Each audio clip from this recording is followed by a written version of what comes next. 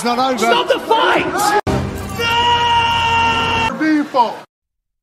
Everybody, I come here for everybody. Kill everybody. I'm the champ. I'm the king. Ah! All right, guys, welcome back to Broke Bets. Lane here. Got my co-host Carson with me. Yes, sir.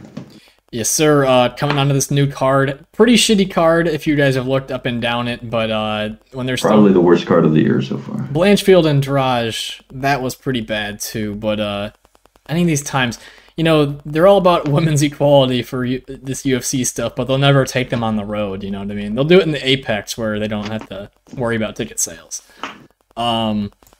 Anyway, first fight, Melsik Baghdasaryan versus Tucker Lutz, taking Baghdasaryan. I'm doing by a first round knockout. I think that Tucker Lutz is kind of average in his whole skill set, and I don't see any special part of his game. He's got decent boxing, okay, okay ground game. He did get submitted in his last fight. A lot of people expected him to win as a bigger favorite. But overall, I don't see anything special going on with him. He's going to a lot of decisions, especially here in the UFC level fighting. He has finishes earlier in his career, but less here. I don't see much power in his hands. There's not much risk there. Baghdasaryan, on the other hand, just has that sniper style, and he's always pumping that left kick to the body and to the head, and for a southpaw, hitting that liver shot. I mean, you know, Tucker Lutz has a weird build, like a weird gut. I think if Melsik hits the right spot, it might shut off Tucker Lutz too, so I expect the sniper here, or the gun, his nickname, Baghdasaryan, to find a knockout. What are you thinking? Yeah, you like the gun to beat Top Gun here, don't you? Shit, I didn't notice that. I mean, no one knows Tucker Lutz's nickname. No one really cares. But yeah, I mean, Tucker Lutz in his last fight against Daniel Pineda kind of got his leg chewed up a little bit early in that fight, and I expect Baghdasaryan to really eat at that front leg, and I think that'll open him up from there to the body and to the head later on. So I like Baghdasaryan to find the KO here. Yeah, he's got really punishing, a really punishing left hand too when he cuts down the range with it. Really was making Joshua Kulabau like kind of a little bit lost out there in the stand-up until that one fall, and then the submission happened. Kulabau, I think, is a lot higher level than Tucker Lutz is, and more diverse in his game. So I think that, you know, even in that loss, he was still winning that fight up until the moment. And then overall controlling minutes, the scare for him a little bit is with people that can kick that hard, like Fiziev and, you know, Baghdasaryan. They can slow down just because those kicks can be so heavy, take a lot of energy. But I still think 2 rounds in the bag. I don't see Tucker Lutz getting a finish late in the fight. So, yeah, give me Baghdasaryan knockout round 1. Okay, for the next fight, we have Austin Lingo versus Melquizael Costa. In this one, taking Costa, Austin Lingo is actually a pretty solid fighter, and I actually think this fight's going to be pretty close. And I'm going to say this one goes the distance. Costa, you know, almost similar to Baghdasaryan, is southpaw. I don't think, you know, he doesn't have that sniper style quite like Baghdasaryan has down, but Costa does have that southpaw stance, and he likes to kick. He likes to do spin kicks, and that's kind of the main part of his game. He does leave his chin up in the air from time to time, and he stands very tall occasionally when he tries to throw punches, but I think that the kicking game will outweigh Lingo's boxing.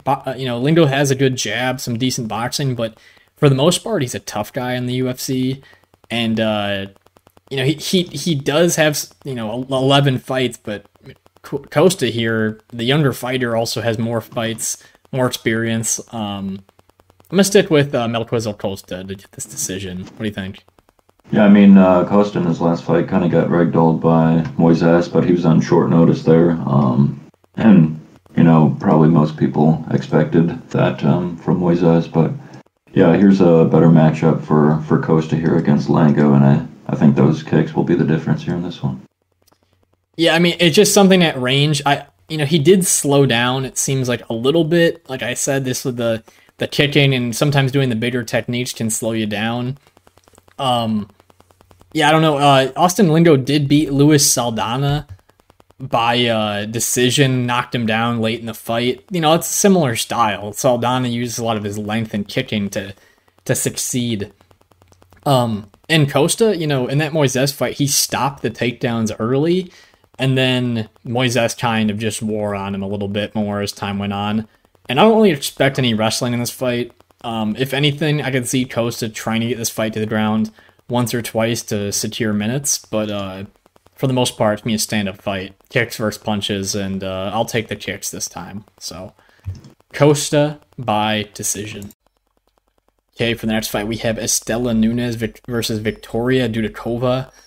Taking Dudakova by decision. Man, it's me a bad one, in my opinion. Istela Nunes is very good in the first round, but past the first round, she's awful.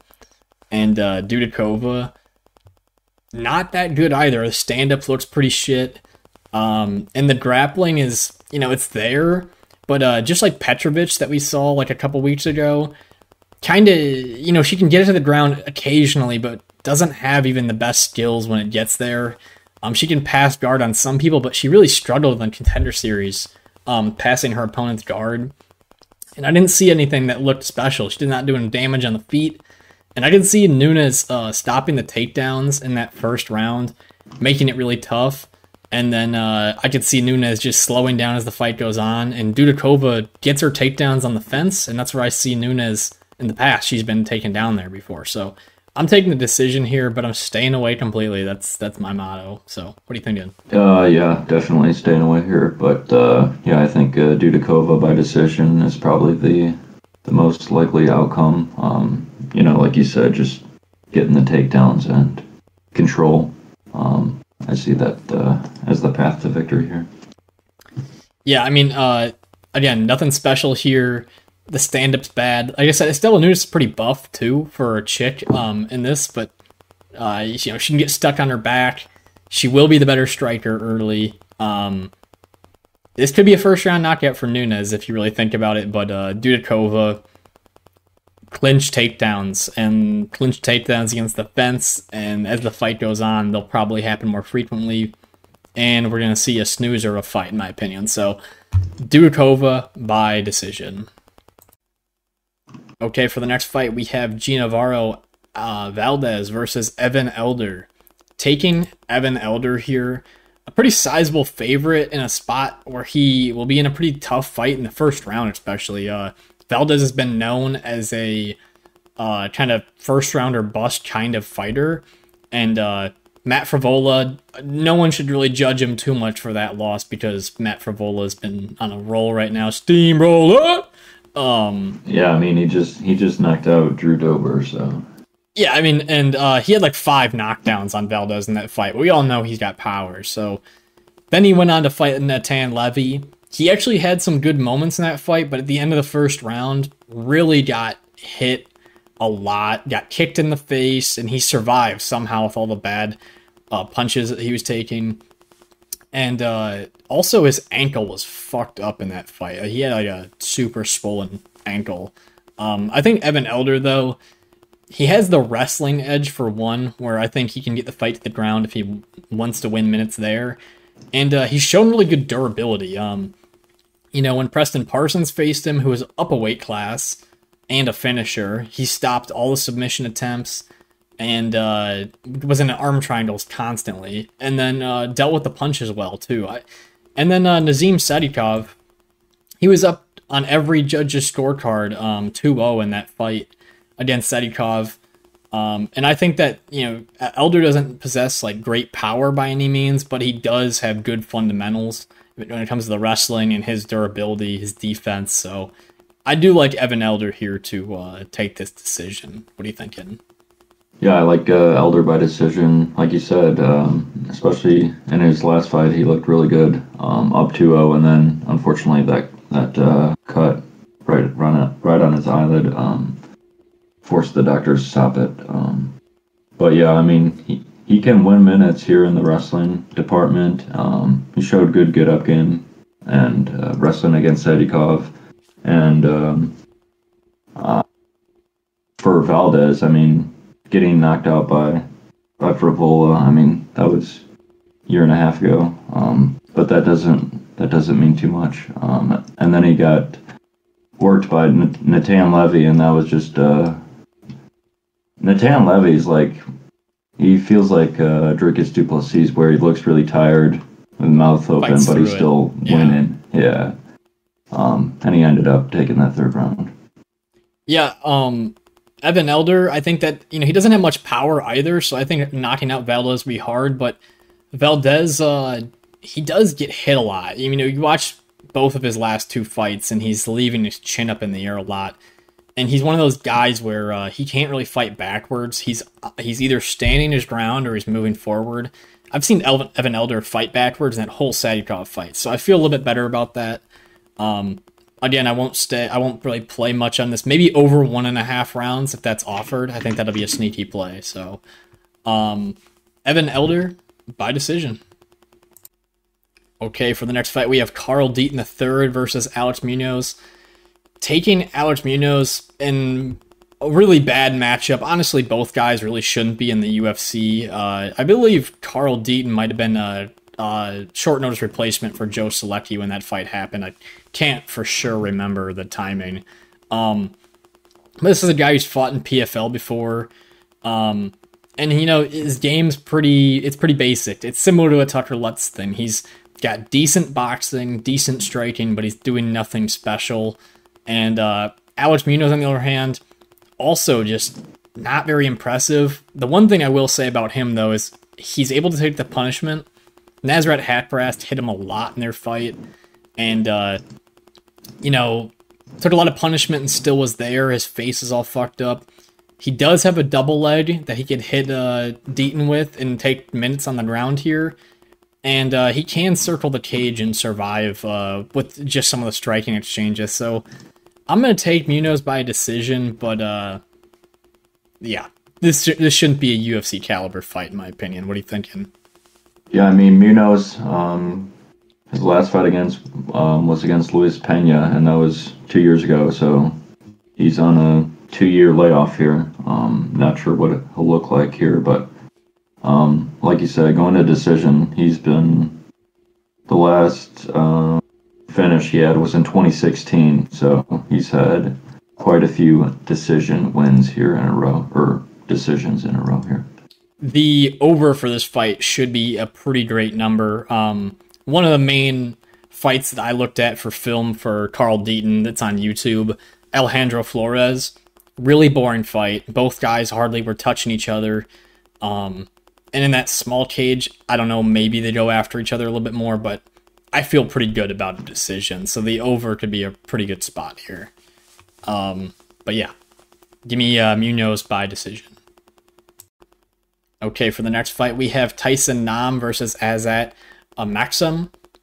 Taking Maksum here. Hopefully I'm saying that right.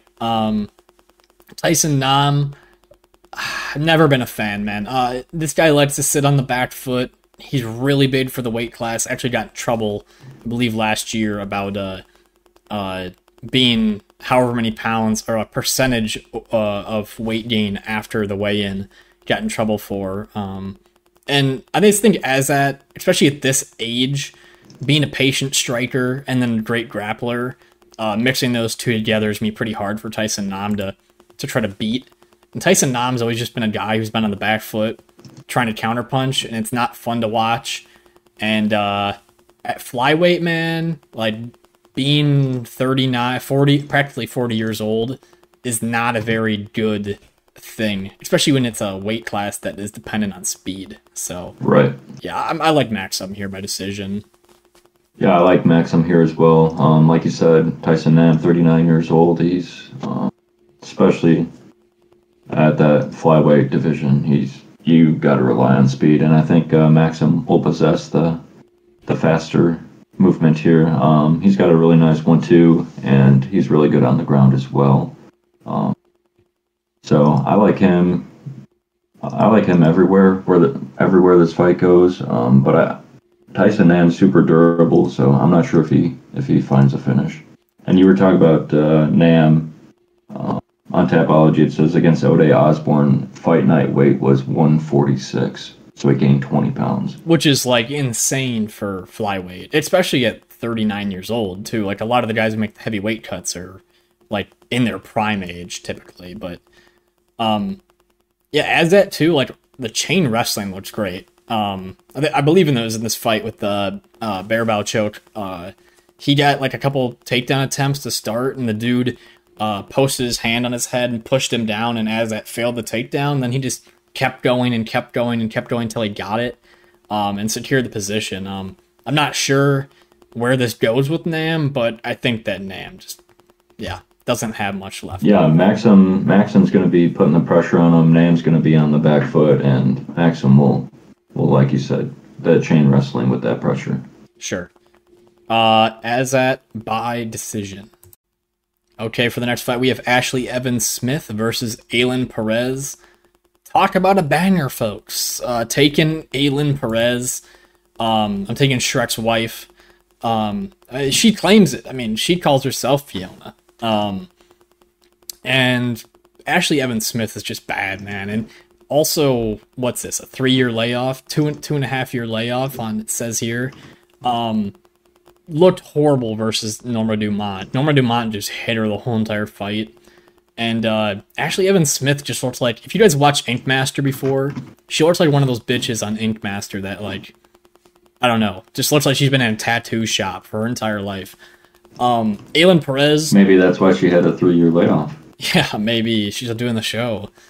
Ailin Perez just, wants to usually take the fight to the ground, but does swing pretty hard on the feet. And Evan Smith does have, like, that wrestling background, but I don't see much success coming from it. Not really doing too well. Looks incredibly slow on the feet. And there's nothing special going on here with that girl. So I'm going to take a second-round knockout for Ailin Perez. Just hopefully this one finishes fast and we spare ourselves some time. And what do you think here? Yeah, I mean, Perez, she's a finisher, too. Her last 3 wins are by finish. Even her DQ loss was by, I believe, I said lethal knees, but she also had a couple nut shots in that fight versus Vidal, so some fun stuff there. Yeah, I mean, Tapology community is pretty heavily on the decision here, so maybe get a good line there, perhaps. But, yeah, I mean, Ashlee Evans Smith, 3-year layoff, whatever it is. Can't really trust women like that, especially when they're 39 years old now. It just wasted a good portion of their career. So I like Perez here to find a finish. And if you guys watch Evan Smith in her Andrea Lee fight, and then you watch her in the Norma Dumont fight, you can clearly see how much slower she's gotten. How fucking much slower has she gotten in that time now? Probably way worse. I can't imagine that a 6-5 fighter is training with her career on the line. You know, this girl probably doesn't even fucking care. I think Ailin Perez, she'll just want it more. She wants it more and she'll get a knockout. Also, she on a fucking roll of cancellations. So, Perez, KO, round 2. Okay, for the next fight, we have Terrance McKinney versus Nazim Sadykhov. Picking T-Rex, Terrance McKinney here.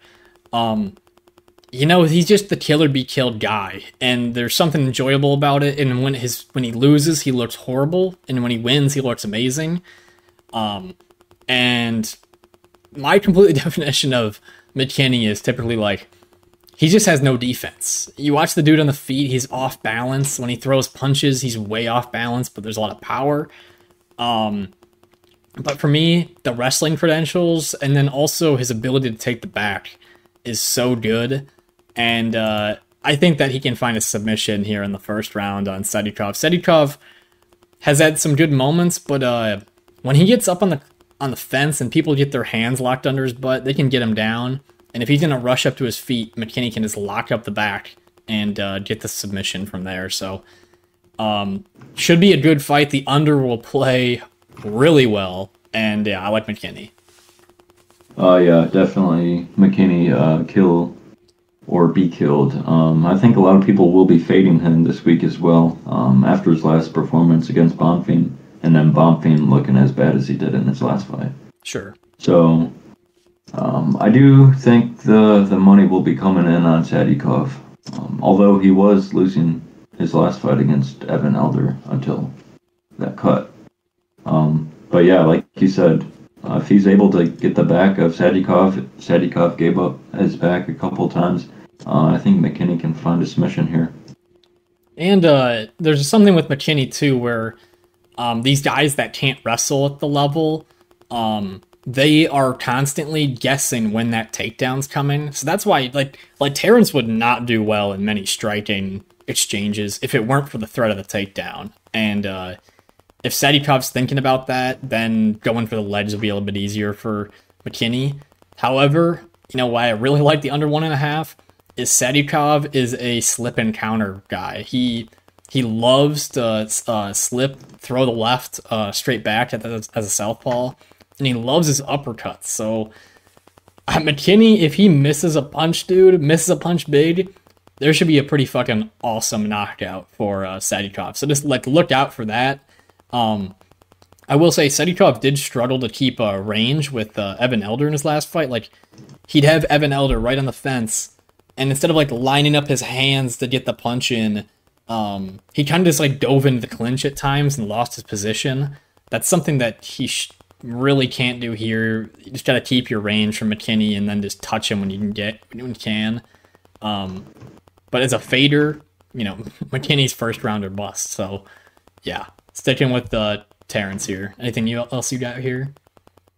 Sadykhov did get dropped in his last fight, so if McKinney does hurt him, Sadykhov drops on the ground.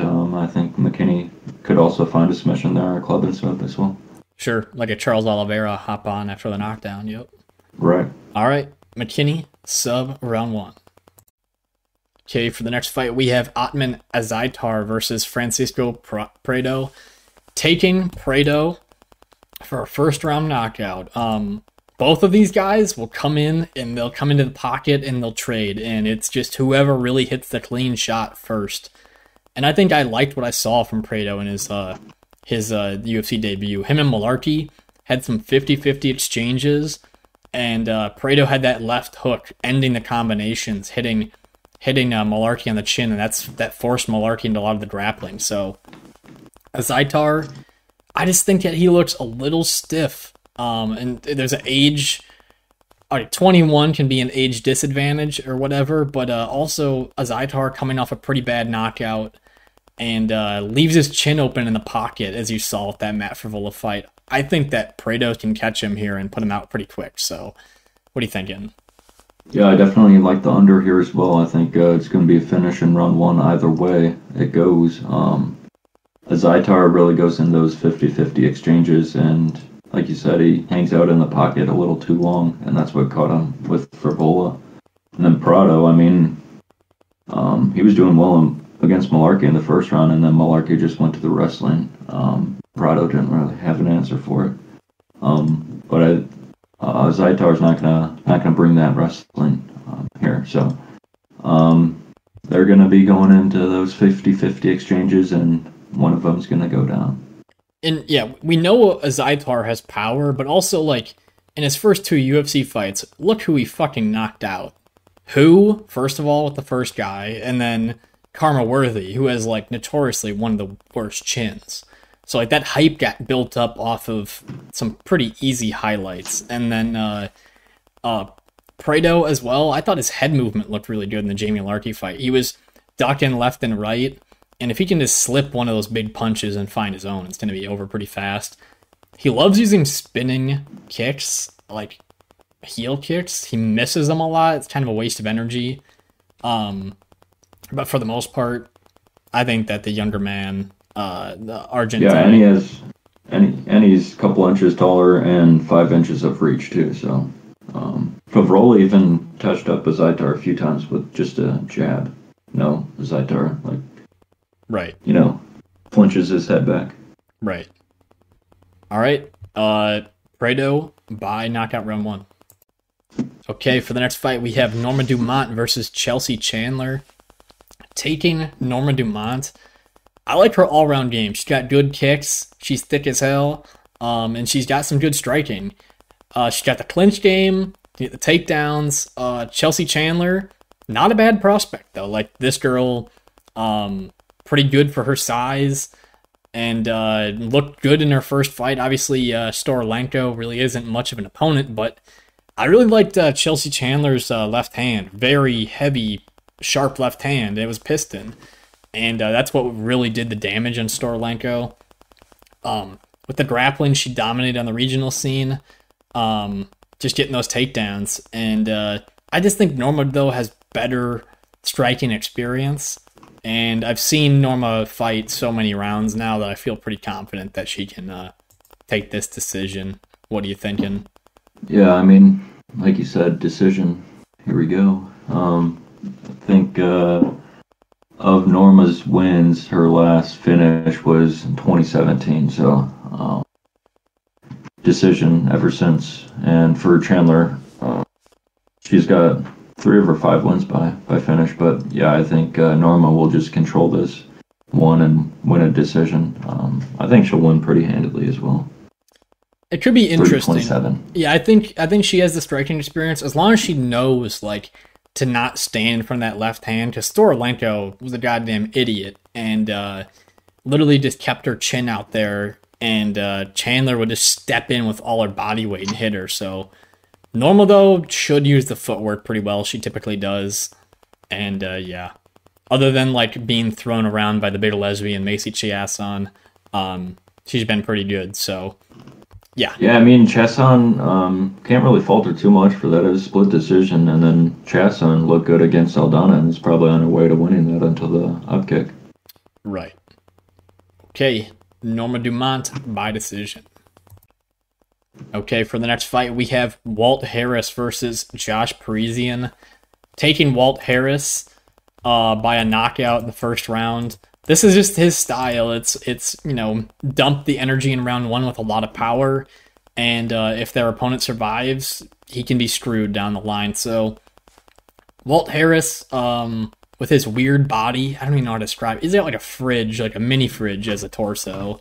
And Josh Parisian, dude, trash. I mean, other than he wins off of people gassing, and the classic example of that is Alan Badeau was beating the fuck out of him, and then Alan Badeau gassed out, and then Parisian put his belly on top of Badeau, and Badeau couldn't take it. So, yeah, give me Walt Harris, knockout first round. At 40 years old, I will stay away, though. What do you think? Yeah, I'm definitely staying away. It's coming back on a 2-year layoff. He's finished in 3 fights in a row. But yeah, Josh Parisian just is not good at all. So if Walt can't get him out of there in that first round, I don't know.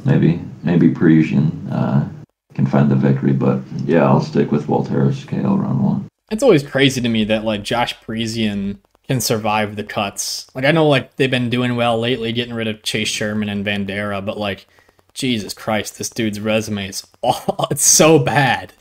And then, Walt Harris does have a lot of hand speed, but like I said, like Josh Parisian's whole win style is dependent on his opponent gassing, and he's facing somebody who can gas. So I don't know. I was maybe the under for this fight, but shit, I don't know, man. Yeah, that's going to be chalky, I'd assume. I would assume Harris runs right through him, but it's just that little bit in the back of my head that goes, stay the fuck away from it. So, yeah.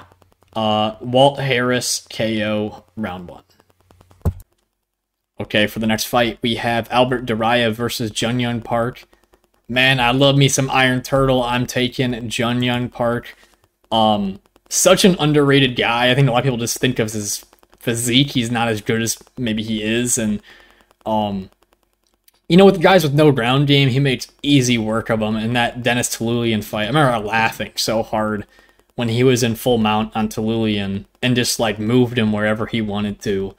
And then also just kind of running through some people. But he's got good striking, like shockingly good striking with his jab, and survived some big punchers like Gregory Rodriguez for the first round, and then came back, was about to beat Rodriguez, and then got finished and standing TKO. Albert Duraev, though, this would be a close fight just because Duraev likes to fight a little bit slower now. He realizes he can't just take down and control everyone, and his striking isn't super damaging, and that Chidi and Jokawani fight was boring as hell. And I think Park's just going to take this one. What do you think? Yeah, I mean, against Buckley, I mean, it seemed like if he couldn't get the fight down to the ground, he wasn't going to win at all. I mean, he just looked completely out of it. And Jun Young Park, I mean, all of his losses are against really top opponents. Rodriguez, Anthony Hernandez, and then Shafkat way back in 2016. So aside from those, I mean, he's beaten some pretty good guys, and I expect that to continue here. Right. Iron Turtle's got to be like one of my favorite nicknames. It's like suiting in a certain way, and I just think that Park as well. If this does go to the ground, I could see him just kind of wearing down Duraev. Durayev's been known to like slow down over time. Duraev also, like, frequently, it seems like every fight I turn on, this dude has a super big black eye. Like, he like breaks his orbital or something every fight. And that could be something that, you know, plays into the fight stopping. Wasn't that what happened? Yeah, Dr. Stoppage was with his eyes swollen shut. The Kopylov fight, though, he had that as well. So, I don't know. Not super convincing. This guy looked, you know, Duraev looked so dominant on the Contender Series. Everyone was super hyped up for him, and then he came to the UFC and kind of a little bit underperformed. So, I like me some Jun Young Park. Better gas tank. Slightly better striking. Yeah. Park by decision. Okay, for the next fight, we have Holly Holm versus Mayra Bueno Silva. Guys, please drop a like, subscribe, getting you guys these picks as early as we can. And in this fight, taking Mayra Bueno Silva. Man, I said this the last time that Holly Holm fought. I just haven't been impressed, man. At 42 years old, she hasn't looked good. She's been looking old as shit. And like one of the big reasons why Holly Holm's been successful at this weight class is because she's pretty muscular and she cuts a good amount of weight compared to these other girls. And just never been really a huge fan. And her striking looked so bad. In her Caitlin Vieira fight, her striking looked awful. The only thing that she did in that fight was clinch up against the fence. And Mayra Bueno Silva looks incredibly hungry in this scenario. She really wants to move towards the belt. And her striking looks pretty good. He's got nice Muay Thai and uses her knees well in the clinch. And overall, her submission game is really great. So maybe Mayra Bueno Silva takes this one to the ground off of, like, Holly Holm gets a takedown. Mayra Bueno Silva forces a ground position. And I think Mayra Bueno Silva could find a submission here. That armbar is just slick. Holly hasn't looked good. Even with Yana Santos, Holly had Yana on her back doing nothing for like 3 straight rounds, and she couldn't finish her. So, yeah, give me Mayra. What do you think? Yep, I'm with you there. Holly Holm is just, she doesn't seem to be going for a finish. I think that's where we'll see Mayra Bueno Silva. She's more dangerous in that aspect. I think working for those submissions if it goes to the ground, and then her Muay Thai striking as well. I think she'll be able to, I think Holm, if she wins, I think it'll just be a boring decision up against the fence, just holding her there. But, yes. yeah, I mean, give me Mayra Bueno Silva by submission. And man, I just gotta say, like, the UFC is so stupid for quit putting Holly Holm on main event fight. It's so unnecessary for a 42-year-old who clearly isn't, I guess Amanda Nunes retired, but like, who isn't gonna go back to the belt, in my opinion.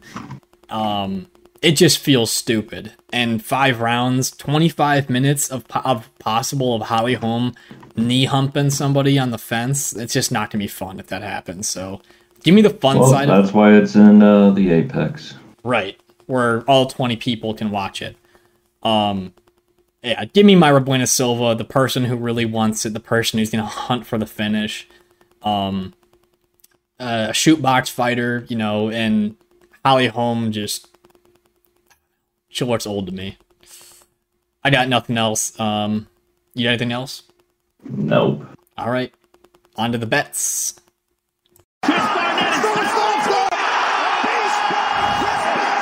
I know. It doesn't matter. I'm from the trenches. I'm built like this. Don't doubt me, so I couldn't do it.